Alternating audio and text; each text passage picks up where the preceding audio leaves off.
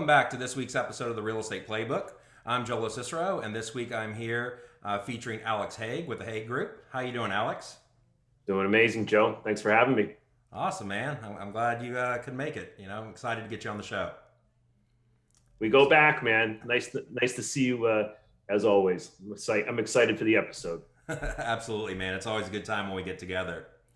So to kind of start off this episode, Alex, why don't you tell everybody a little bit about yourself, what market you're primarily selling real estate in, and about your journey and process, where it started and what got you to where you're at now.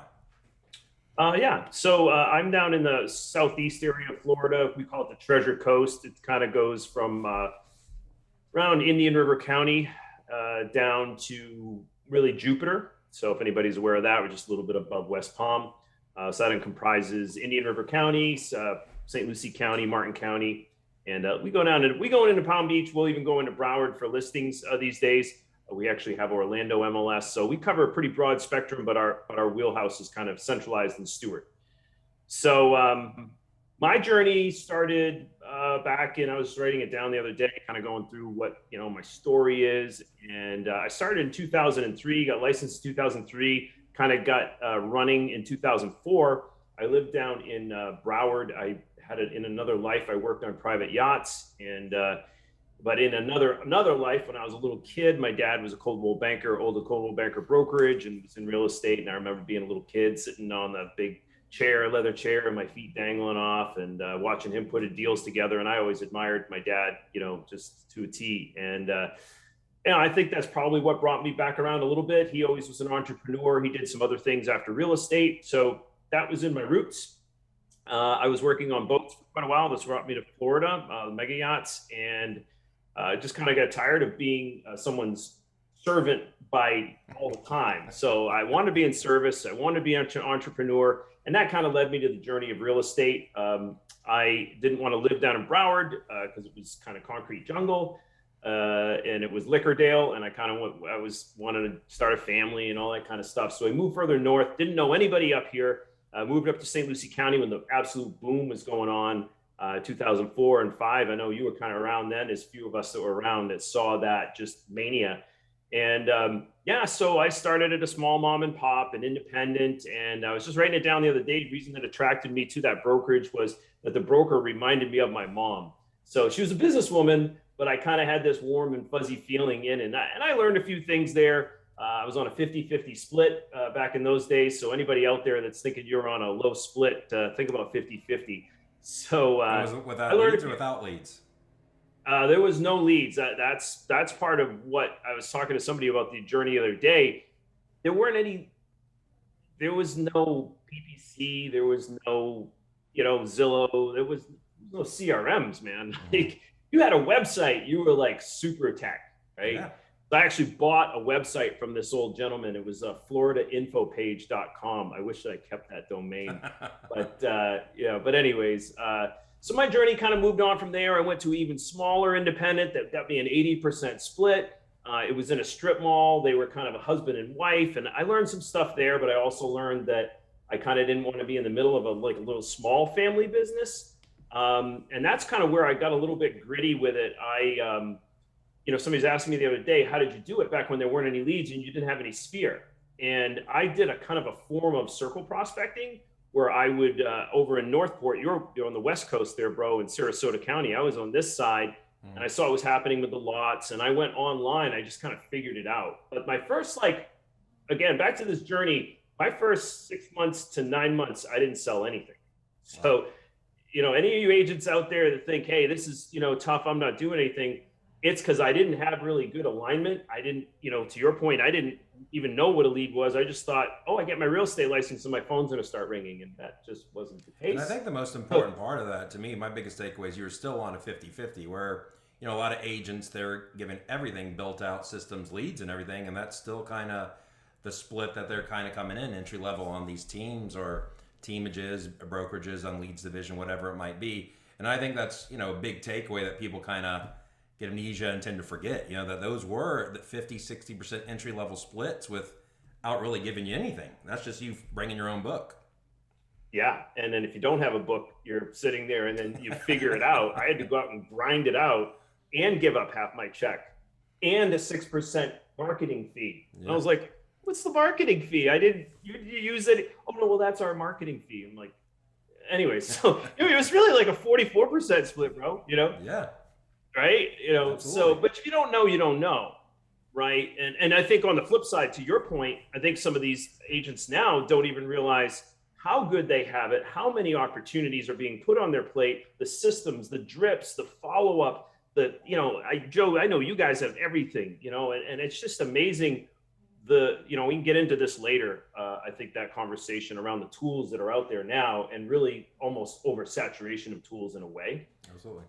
But that journey from there was small mom and pop, still figuring it out, grinding it out, calling people all around the country, cross-referencing with 411. There was no Red X. There was no collating data and giving you smart lists. It was like, man, I was cut and paste. Just a phone book pretty much, right? Yeah, well, luckily we did have the internet. So it was 411.com though. Yeah, which was the phone book for the internet. Exactly, like that. And that was like, I had kind of figured that out, but just nobody showed me any. I just kind of gritted it out. Right. And so I wanted from there, I thought I wanted a name, which I did. I went to an independent that was a large independent for South Florida here, Illustrated Properties. And that's really kind of where my trajectory started a little bit higher. I started getting a little more coaching, training. I had a name. I was in an office with other top producers. It was like in that mom and pop, I was a top producer. So I kind of say to anybody out there, don't be the biggest producer in the office, because you don't have alignment, and you don't maybe have anybody pushing you, or even seeing what top producers do. Mm-hmm. So that was pretty cool. I learned a lot there. I got into the short sale division. You and I had a kindred spirit around that, right? Like the grind that was.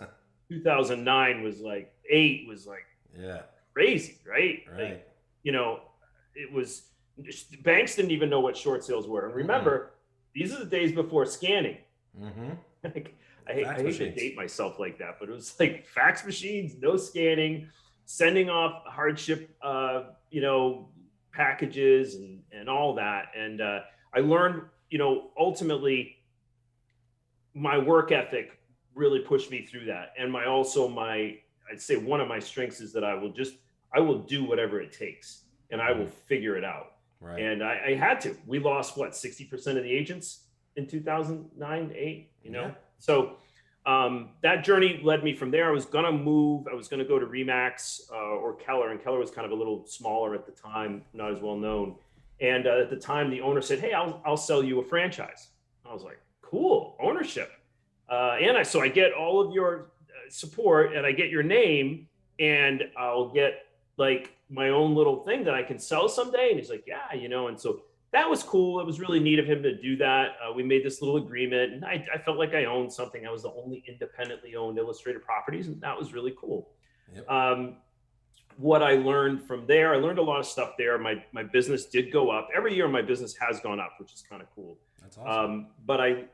So what I learned there was honestly that I didn't really own anything but a lot of liabilities. Which was cool.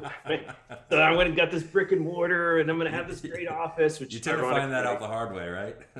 Yeah. Well, to that second point, man, like I think some of the questions we went over here, like, to advice out there, I didn't realize even what I didn't have until I got a coach. So I got a coach kind of at the end of when I had my Illustrated Properties. And, it was a Tom Ferry coach. Props to them. It wasn't Tom Ferry. And he was like, "Well, show me your profit and loss." And I was like, "Profit and loss?" And I didn't even know what that was. I mean, I kind of knew what it was, but I was like, that sounds scary. Like, that's what real business people do. Like, I'm a real estate agent. Yes.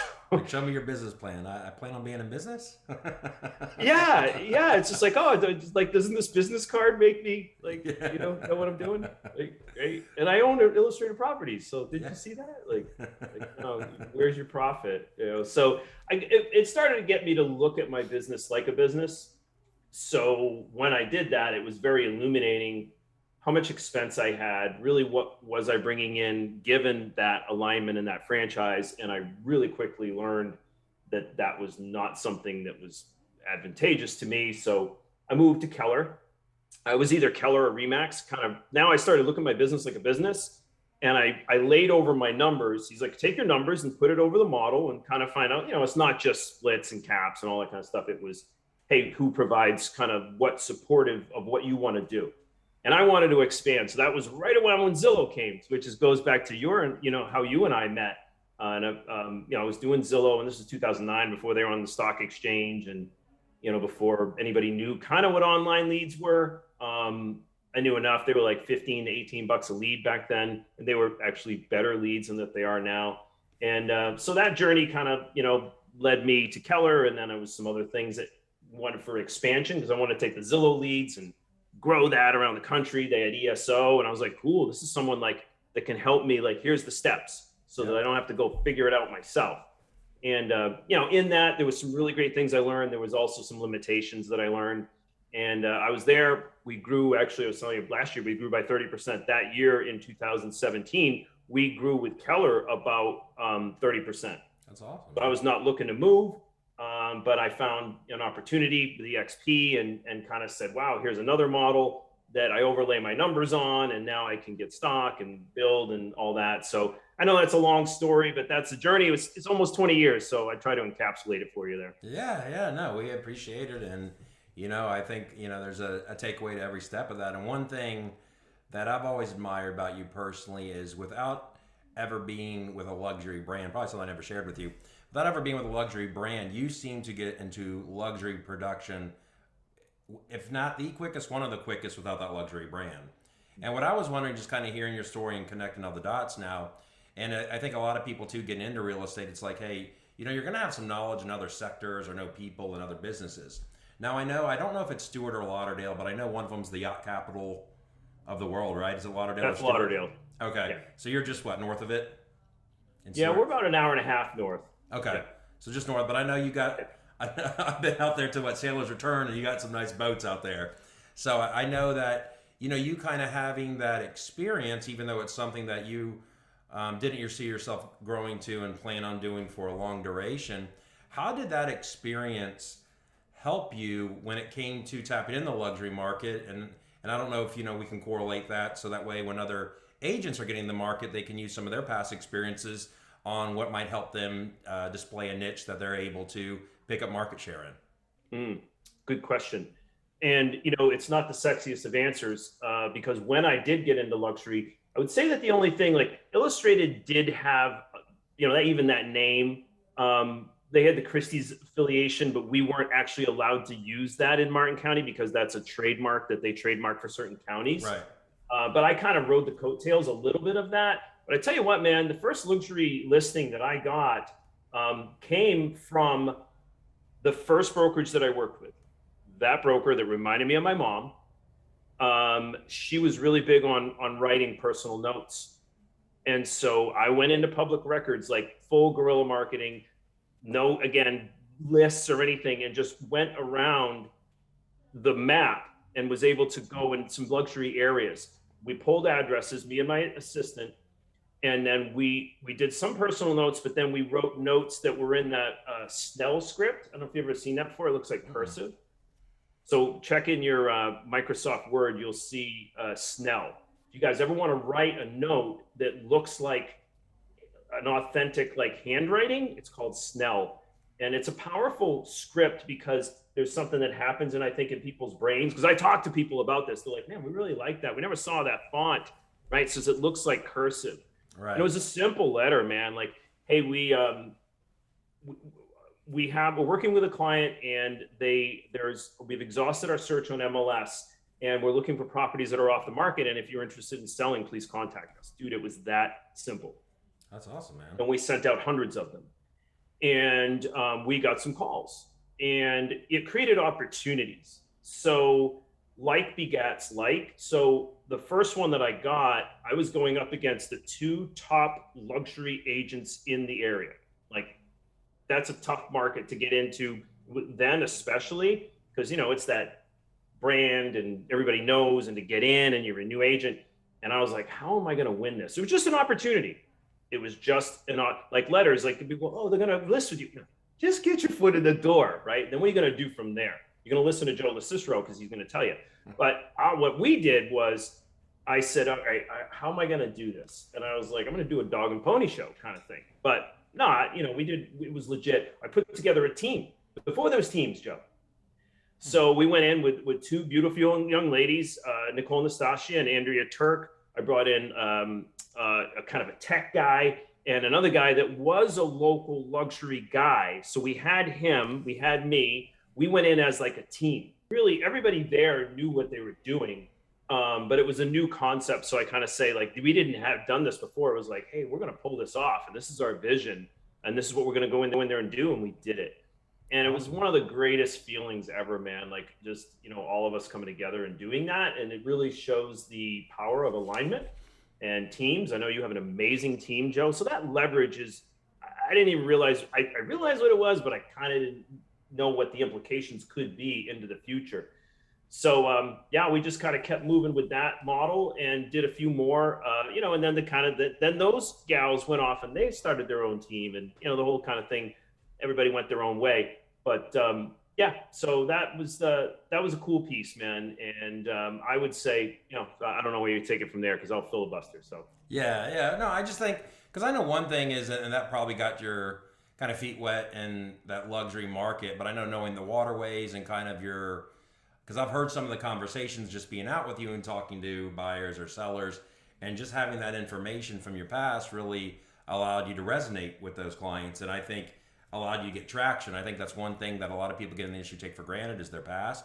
Everybody's going to have, vital information somewhere, and that you can turn that into a niche, which I think might not have started you in the luxury market there, but just that knowledge of the waterways and the fishing and the yachts and all that stuff, I think really resonating with buyers and sellers and probably helped you win over a lot of clients. Absolutely.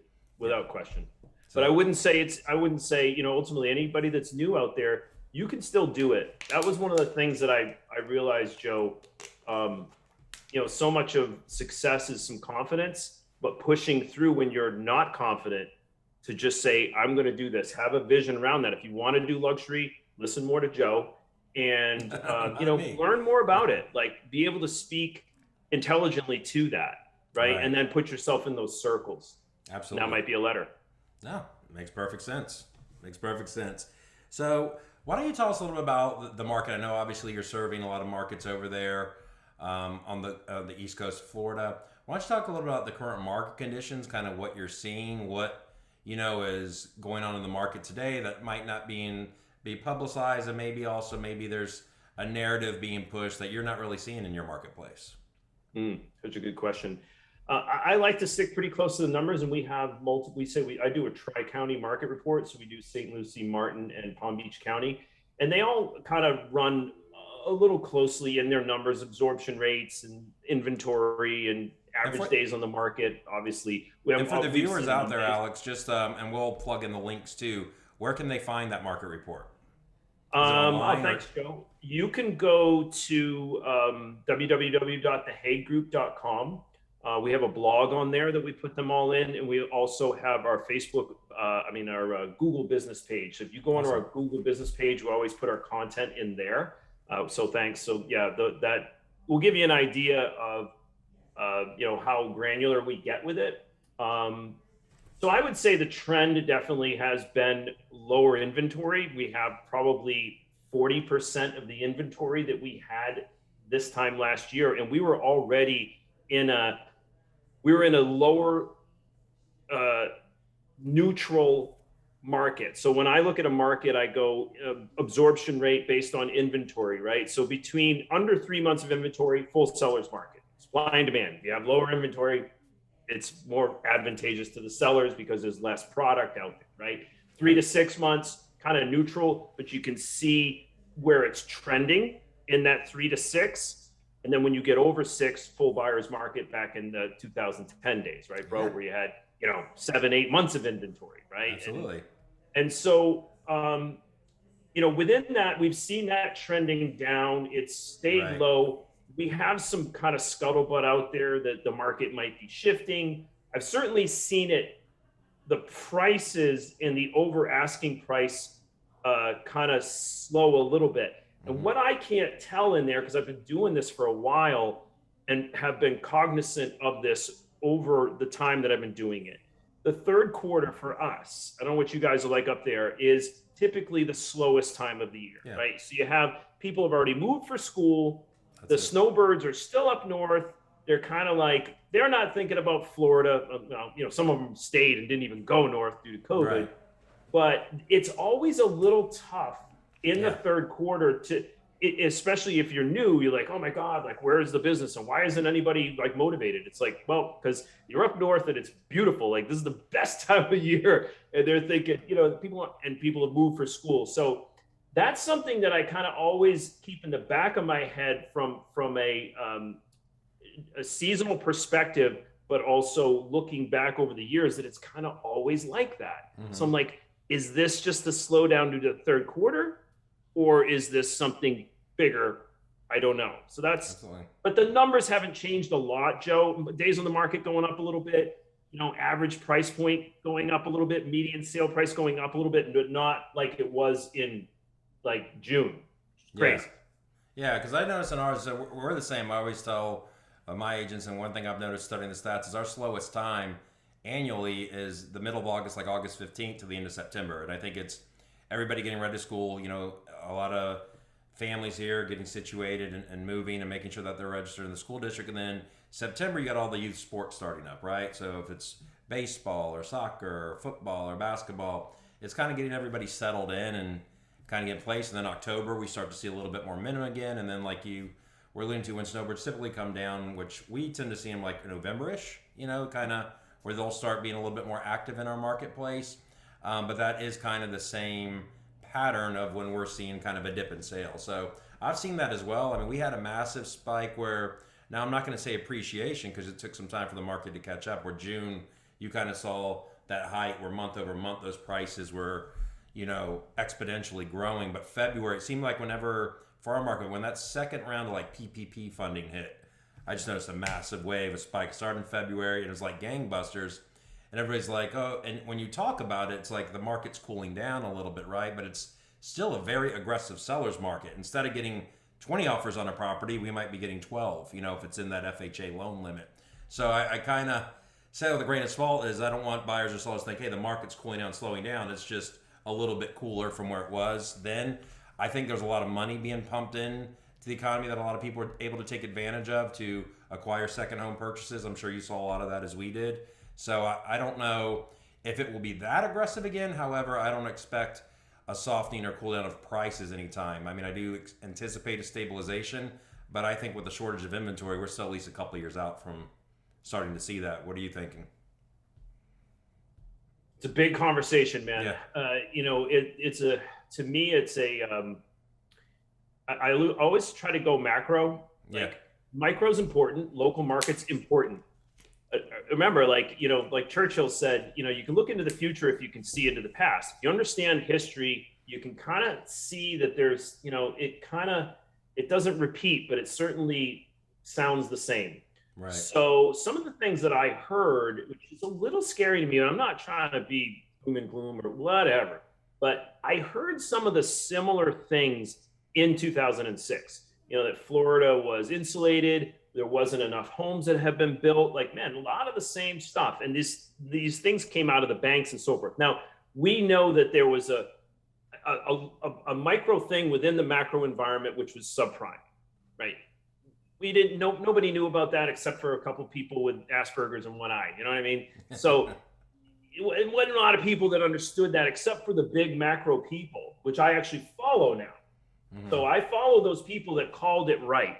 Not necessarily Peter Schiff, because he doesn't like Bitcoin, but that's another story. So, but Peter Schiff got it right. You know what I mean? He got it right.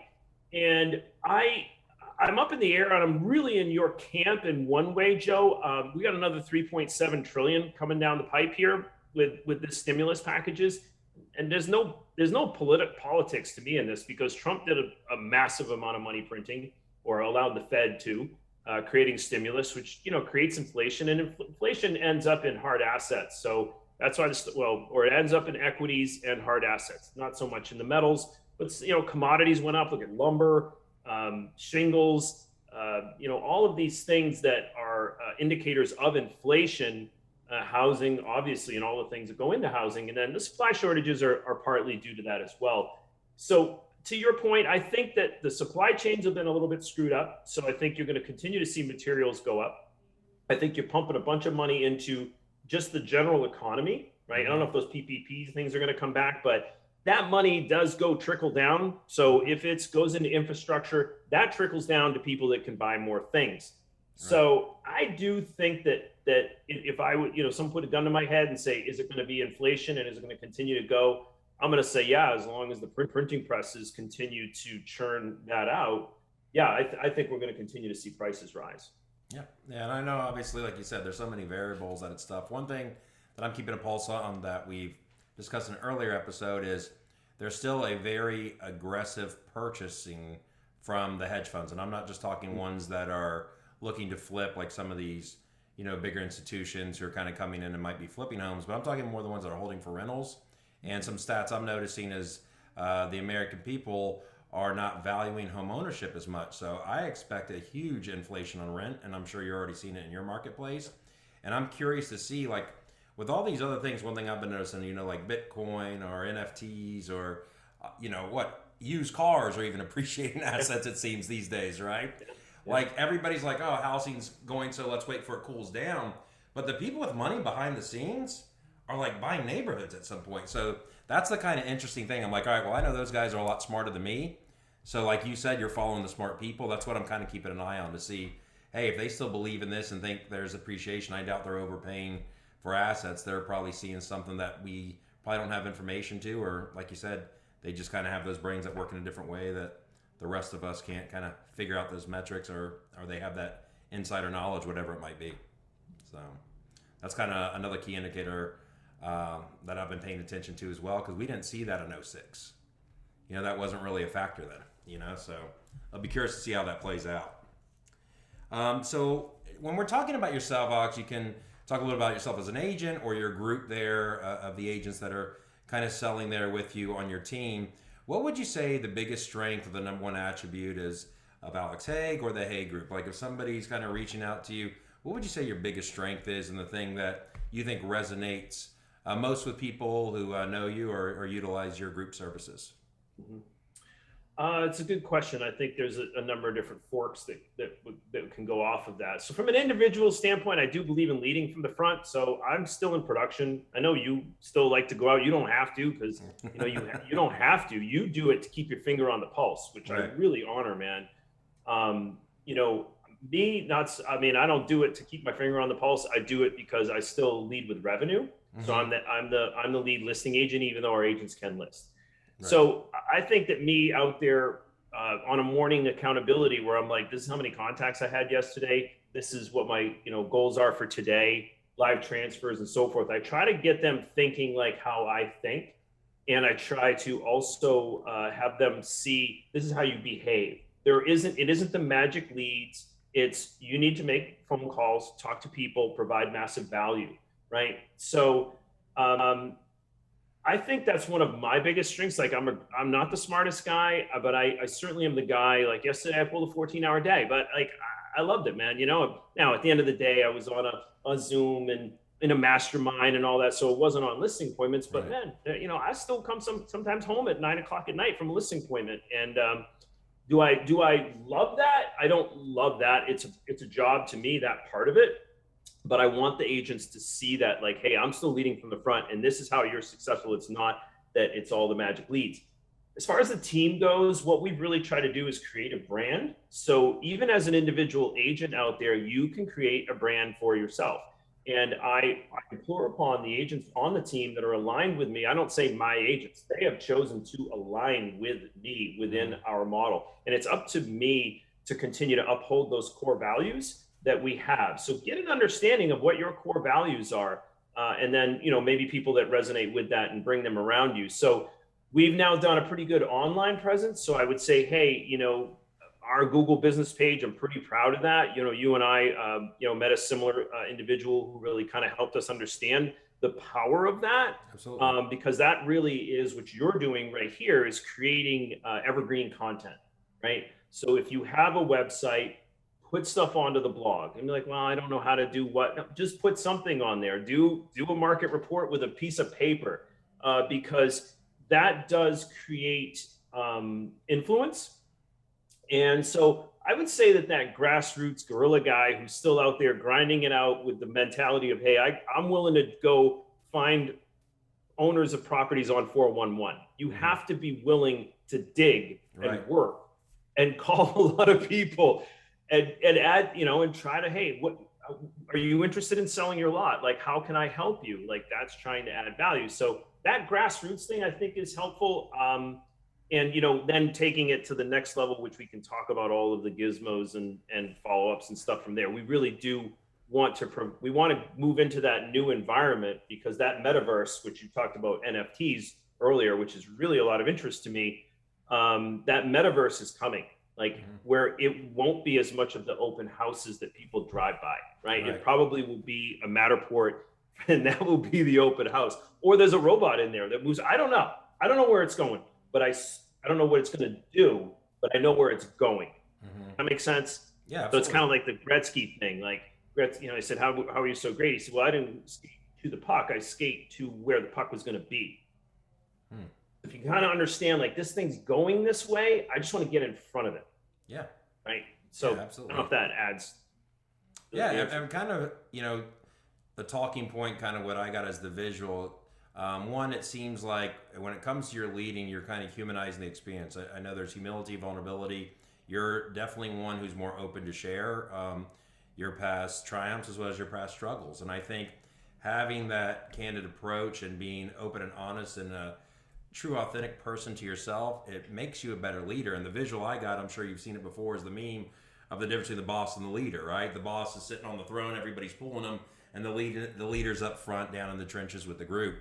And that's what I've always admired about you. And I mean, I can see when I've even been out with you and, agents are like, oh, you don't know how it is if you have to answer a certain, let's say a flex call or something, and you walked away from a dinner table, say, I got to take this. So you're practicing what you preach. You're not just kind of telling somebody to do something that you're unwilling to do, and you're still kind of in the trenches leading by example. And I think that's something that obviously has allowed you to have the success that you're having today, and then also makes you a great agent or a group for agents to align with for numerous, other reasons as well. But that's kind of what I got. And I think that's something that's important in today's marketplace, because for whatever reason, and I don't know where it came from, but the ego amongst realtors, I think, seems to be some of the biggest egos I've ever seen.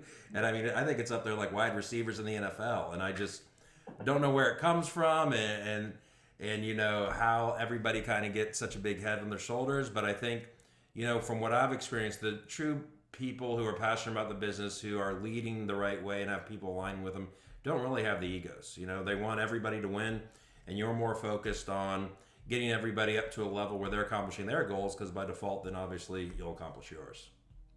Yeah. So thanks, man. That means a lot, because that's what I'm trying to do. Thank you. Yeah. No, it definitely shows. And speaking of vulnerability, let's talk about, I don't want to say weakness because that's a negative connotation, but let's talk about like what you see as a need maybe in your organization, or something that you're working on to fix to better the consumer experience. What right now is the number one thing that you're working on with your group to better the consumer experience, or to better your group or brokerage there with the Haigh Group? Awesome, man. I love that, that you bring that up, because I've watched a lot of podcasts over the years, and, you kind of can almost think these people are godlike the way they come across, that there's no chinks in the armor. Yeah. And God, man, I've done so many things poorly. I've done so many things poorly. And I think that, what I try to do is, I go by the old adage that my grandfather told me, say, hey, Alex, smart people learn from their mistakes. Wise people learn from others. And, I haven't always, but I would say that my willingness to go, hey, that was a mistake, and trying to pass that along. So back to what we're doing right now, that I wouldn't say is a mistake. Look, you can always get better, guys, no matter what. Like, I know Joe and I had a little candid conversation before this, and I'm always like, man, when we met, I was like here, doing under 100 deals, and you were like 300 something. I was like, I can't even imagine that, and we're at like, going to do 260, 270. That's And awesome. there's always like the finish line seems to just keep, you never get there, Yeah. right? Like, I'm never going to catch up to Yeah. Joe, but that's good, right? So it's like, how can I get better? And I always say, guys, like, be with people like a Joe LoCicero, right? That he's going to say, hey, man, I don't do this well, but I do these things well. Like, I always make it to the analogy that my first year of wrestling, didn't know anything. I wrestled the state champ for the first year, kicked my ass. I got better. I got Right. so much better, so much faster, but I didn't even realize how good I was getting by being with someone that was doing more, right? Mm-hmm. So I'm just offering that into it. One thing we could do better right now that I missed. Now, I went down the line of online leads, right? Talk about the Zillow, talk about the realtor.com. Like, I went down that line because I could see some leverage in there where I could get leads, which I didn't have when I came into the business, right? Right. So like, all agents want leads, right? Absolutely. So I was like, oh, if I can get them leads, that's the solution. So we went very heavy that route with tech in that. And one of the things that I did was I kind of ignored, or didn't put attention, rather, as much attention onto my sphere and past clients. So that is certainly a massive, probably loss of revenue for me not cultivating past clients that were KLTs, know, like, and trust, that had a good experience with me. And it was like I moved on to the next online lead. And that kind of became a little bit of my mentality. Now, that's helped us grow in other ways. So I wouldn't say, oh, I should do it all the other way.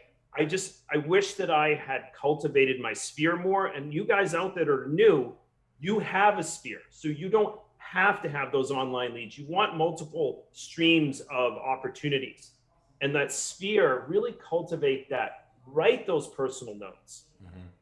Get the 100 people. And if you don't have the money, like, write them the notes. So spend the extra. I spent a 14-hour day yesterday. We'll pull an 8-hour day prospecting and take 2 hours to write personal notes, put two business cards in there, and have the affiliation that you have with the Joe LoCicero or some kind of team out there, that if you want to leverage a little bit of people, a lot of the agents like, I don't know anybody. I don't know anybody. I don't know enough. Well, get some alignment with a team that you can leverage that influence and that track record that they have. That would be, so I'm kind of going a little bit further, but yeah, that's a chink in my armor. It's just something we haven't paid attention to. So that's me being vulnerable, and there you go. Yeah, no, and I think you're exactly right. And that's one thing that we still don't have perfected and worked out, of being so lead centric and lead heavy. There's so many things we're focused on making that experience better, that sometimes, I don't want to say past clients are by any means neglected, but it could be definitely have a little bit more attention to it and put some better systems and process in place to kind of reach out to those contacts and cultivate relationships that you already have, rather than trying to establish a new one. So that was even a big takeaway for me. And I love asking that questions, because I believe, just kind of like you said, is you watch these podcasts and it's all good, and people are like, oh, they have it so easy, I wish it could be like them. And if they only understood sometimes, hey, we're still struggling as much as the new agent out there, that I think that kind of humanizes a little bit and lets them know, all right, if Joe and Alex can do it, I can probably do it too, right? So another question then, I guess, if you could speak to a younger version of yourself, and you're kind of coming in, what do you think you would have done differently? That's a great question. And I'll go back to what my chink in that armor, or weakness, or whatever we want to call it right now, is I would cultivate my sphere more. Yeah. I would make those calls. Like, look, call your online leads, but also have on here that, I'm going to call 2 people from my sphere every day, Monday through Friday at least. I'm going to talk to 40 people a month. That's, almost 500 people a year. Call them every quarter. Guys, read the MRE. Read the Millionaire Real Estate Agent, Keller Williams. That is the Bible. I think there's a New Testament. I'm not going to pitch that, but that is a Bible. That's a great blueprint. It's a very easy book to understand, and I wish that I probably followed that more, Joe. I also would tell myself that making prospecting time sacred. There is nothing more important. If you're not on appointments, the next highest best use of your time, the highest dollar per hour is going to be prospecting. Absolutely. So we can, and I think cultivating awareness that or even an understanding of time. And if we want to go into that a little bit, I kind of, once I learned what PI time was, productive time, indirect productive time, and everything time, and where to put your time and put that on a schedule and make prospecting time, which is indirect productive time, so that you can get into productive time, which is, working with people that are ready, willing, and able to either buy or sell real estate. If you're on appointments all day, like a Joe LoCicero, people, you're at that point, man. Like, right, you got ISAs, you got to send people, oh, I just want to be on appointments. It's like, well, if you don't understand how tough it is to get an appointment by prospecting, you go on appointments, you're not even going to realize how valuable that is. Your skills aren't going to be up either. So you need to cultivate your skills, you need to work on prospecting. So really holding yourself accountable to prospecting. There's nothing more important, right? Really, right? Yeah. Like, so, and get your skills better. Jim Rohn, one of our amazing, mentors of the past, talked about how he would go into the office, and he was in like network marketing kind of stuff back in the day. And he was like, how does this one guy, he only makes 10 phone calls and he gets 2 appointments, right? And he's like, but he realized his skills were low. So he had to make 50 phone calls to get 2 appointments. He understood the numbers. He understood his limitations. He was humble into that. And he didn't try to chase some shiny object that would say, we'll set you up on appointments. He's like, no, I needed to work harder, and I needed to get my skills up. So I would offer to you guys to get into a role play, listen to a Joe LoCicero, get out there and get your skills better, so that when you do have that opportunity, what do we practice for, Joe? Right? Like, you practice all week, baseball, soccer, you practice all week for the game for 1 hour. When you get that shot, you practice that shot so many times that you have a higher success ratio of making that shot. And it's the same thing in real estate. Yeah, I think Michael Jordan alluded to something to the fact that games for him were easy because he practiced so hard. So, and I think in real estate, a lot of people don't see the importance of practicing and preparing and, having the education, noticing the market trends. And nowadays, where information is so readily available to you, you can't let the consumer trump you and know more. So I definitely think you got to be a student of your game and continue to learn, and then also practice. And then I do agree with the prospecting aspect. And one thing that kind of resonated with me is I've never put the 2 and 2 together, but I think there are a lot of agents who get the appointments, who might have preset appointments, but don't really understand how difficult it was for them that appointment, or how many people are involved, or systems or processes or marketing, and what it took to land that appointment. And that's one thing that resonated with me, that when you were speaking, that I never really thought about, and that's a big takeaway for me, because it's so true. Because I remember when I went to the appointments, I was preparing like for days for my, when you're first getting them, you don't have that many, you got to land it. So I think that practice and preparation and knowing what it took to land definitely made me up my game, up my skill set, and prepare a lot harder to land those appointments, similar to what you did when you landed your first luxury listing. Love it, man. So, all right, so transition a little bit out of real estate a little bit, Alex. Why don't you tell everybody, if you don't think you were in real estate right now, what is it you think you would be doing? You asked me that in the beginning, man, and I've never really thought about that since then. I don't think I would still be working on the boats. That life is a really tough life. It sounds glamorous. Like, I've been to Venice on a 175-foot yacht and met, movie stars and professional musicians and athletes. And so it sounds like a glamorous life, but the novelty of it wears off real quickly when it's like, hey, I'm going to go here for this weekend. And then the boss is like, now we're going to the Bahamas. And people go, oh, yeah, it's so tough going to the Bahamas. Like, yeah, well, the novelty wears off when you get to go to the Bahamas, but you're just like scrubbing the deck and look at, so, I think I would probably be in some kind of travel related industry, Joe, that was in a kind of sales. Like, a buddy of mine actually from the boats ended up becoming not a yacht broker, but he became, he sells charters on mega yachts. So maybe something like that, where because I have a real penchant and love for travel. So, which is funny because my thing now is really what my vision is for real estate and international real estate. Mm-hmm. So I've loved travel. I always have. I would say would have something to do with travel and sales because I'm not real big on having a job anymore. Like once you get a taste for entrepreneurialism, it's tough to go back to having a boss. Yeah. So. Yeah, I completely agree. All right, Alex, and the last question I have for you, if you're a new agent who might be unsure where to start, kind of like you starting at the new brokerage at the mom and pop shop with, Mama Bear taking you under the wing, or maybe you're an agent who's not achieving the level of success, doesn't know where to turn, doesn't think they have the resources or leadership at their current brokerage to get the information that they need to be successful. I know we've talked a lot about your database and your sphere and the importance of, working that, and I completely agree with that. But what would be another tip that you would have for a new agent or a struggling agent out there that's something that you might be advising the agents that align with you or other agents in the marketplace who might be struggling?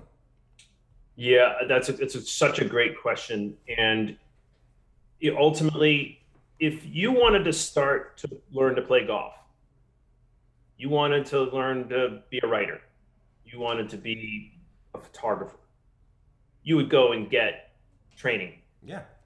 So usually you get a coach. Like I've kind of figured golf out because I've watched and that I've been around those people, but that is alignment. That is a coach. And if you have awareness and you get your ego out of the way and you do the things, you go, okay, you're good at golf. The things that you tell me probably could be valuable to me. But if I'm not humble and I'm not coachable, kind of doesn't matter. Right. So get your humility in place, check your ego at the door, listen to a Joe LoCicero, get some alignment or a coach. Like I'm not saying go out and pay the Tom Ferry thing or the Mike, and I'm not belittling that at all. What I'm saying is, or what I'm offering is that the attrition rate is 87%. So you've got a 13% chance of making it. And the majority that make it put their humility aside. They make prospecting a priority. They listen to a Joe. They go out and get some alignment with somebody. So I would say join a team or get really close to someone like a Joe. But Joe's time's very valuable. Rose's time is very valuable. So that's what you're going to have to pay for. But remember, you're going to get opportunities. You're going to get support. You're going to get training. You're going to get all those years. If you got a listing and you don't know how to get it, and you need to make some money, Joe's going to have his top listing agent go with you. Right? So eat a little bit in the beginning. If you're going to you're going to go be a business person. You go to college usually. I want to be a veterinarian. Well, there's 8 years. Yeah. That's training and you pay for that. You pay a lot of money for that. So get your ego out of the way thinking, oh, I'm giving up this money or whatever. You are going to either pay in time or money, which are essentially kind of very, very connected because money is essentially, a fungible transfer of time, right? It's a unit of energy, right? Took you to do this, you built this, somebody gives you money that you can go and buy a car. It's just transferred energy. So you're going to have to give some of that up in order to get something. So go and interview top teams. What do they really do? What do they do for you? And get a coach, get an alignment. That's what I would suggest because you're going to have a better chance of making it into that 13%. Because Joe's got a great team and you could stay on this. Joe's got people that are making 6 digits over that on his team, right? That's awesome, man. You don't have to go do it on your own. Mm-hmm. In fact, you might get to do more of the things that you like, which is, prospecting and being with people. And then Joe's got assistants and, transaction coordination and a marketing department, all these things you're going to have to figure out yourself. Mm-hmm. That would be my biggest piece of advice. I would have joined probably, Joe, I think back, I go, one thing I would have done, I probably should have joined a team, but I'm such a gritty little bugger that I was always a little guy. And I was always like, I'm just going to figure it out. I was the same way. Right. It's a double-edged sword, bro. Yeah. Right. It's our strength, but it's also our underbelly. Yeah. I agree. It's part of our blind spot. Right. Yeah. And I always say this too, because a lot of times, I think the people who don't know. So they might, bash teams. There might be sometimes, these negative comments out there kind of circulating that aren't true. But I look at joining a team, and it's kind of how we run the organization here. And I know you do it as well with the agents that you align with. But it's an internship, right? You're really learning your craft. And most internships, I don't want to say most, I know several internships you don't receive any pay at all, and others you're receiving very little pay. I mean, this is an internship where you could come in and make six figures out the gate, but it's aligning yourself. And like you said, there's three main attributes that we always say you're going to need to be successful with our organization. If any of the three are compromised, it's not going to work. You got to have a strong work ethic. You have to be open-minded and coachable, which is similar to what you were just alluding to. And the third is you have to have a positive mindset. There's so many things that are going to be thrown your way that if you let that negativity overpower you, you're just not going to have success. And I go, regardless of anything else, as long as you stay committed to those three, you will find success. I feel not just within our organization, your organization, but in real estate or a lot of things in life. But if any of those three are compromised, it's just not going to work, especially here with our culture and core values and all that good stuff. So, yep. I say the ones I go by, and this is from one of my mentors, Carlos German. He says you have to be hungry, humble, and coachable.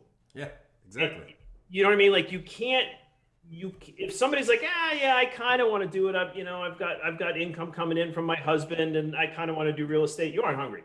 Yeah. Right. And so you can't instill that in someone, right, Joe? Like, I've got to feed my kids. I'm a single mom. Like, that's hungry. Yeah. Right. You gotta put food on the table. And you got to be humble, which is that you don't know everything. Right. I mean, and like, hey, Joe, tell me my weakness. I go to Carlos. I go to you. Like, hey, man, like, what am I missing? Mm-hmm. Tell me what I'm missing. That's humble. Like, I want to learn. Like, get my ego out of here that I know things. Yeah. I don't know. I know so little. The more you know, the more you learn, the less you know, type thing, like that. It's always the flip, right? Yeah. And then you got to be coachable. So if you are humble, usually you can be coachable. Some people can be humble, but sometimes they just don't have that coachability where they're humble. They're they don't think they're the bomb, but they're not quite coachable. Like if I show you something, really try to practice it on your own. Like that's kind of being coachable. A coach will say, here's your drills, right? Your kids are in soccer. Like they go and they drill, when the coach isn't there being like, hey, I need to watch you do that all the time. Like you go to the gym, you do this stuff on your own that the coach gave you drills to work on. You got to go work on it. So that's that, positive mindset, mindset. I think I really work on awareness. Like I think you got to be positive, but you can get beaten down. But if you have awareness that like, hey, you're going to get beaten down. Yeah. Get some thick skin. Yeah. Like it's going to be tough. I agree, man. I agree. And I think that was a great conclusion to the episode, and I couldn't agree more. And you were kind of talking about realizing you know nothing. There's a quote that I once saw where it's, an ignorant man thinks he knows everything, but a wise man knows he knows nothing. So it kind of alluded to that. So it's been a pleasure having you, Alex. Thank you so much for your time. Great seeing you. I wish, we could get together more, but I know due to certain things kind of going on nowadays and how busy we both are, we're not in contact as much as we should, man. But it's great seeing you, and I appreciate you taking the time and sharing all your wisdom and knowledge out there with the viewers of the podcast. It's always a pleasure to be in your presence, my friend. And I can't speak highly enough about you and how appreciative I am that Zillow put us together, and we've continued to cultivate that relationship. And anything I can ever do for you, man, I'm always here. Absolutely. For all the people who kind of looking down, moving to the Treasure Coast on the last thing, and we'll get it posted up there too. But where can they find you? Where can they find your URL, phone number to call, any information you want to give out there? Yeah, you can just go to the Haigh Group. That's the HAIGH group.com.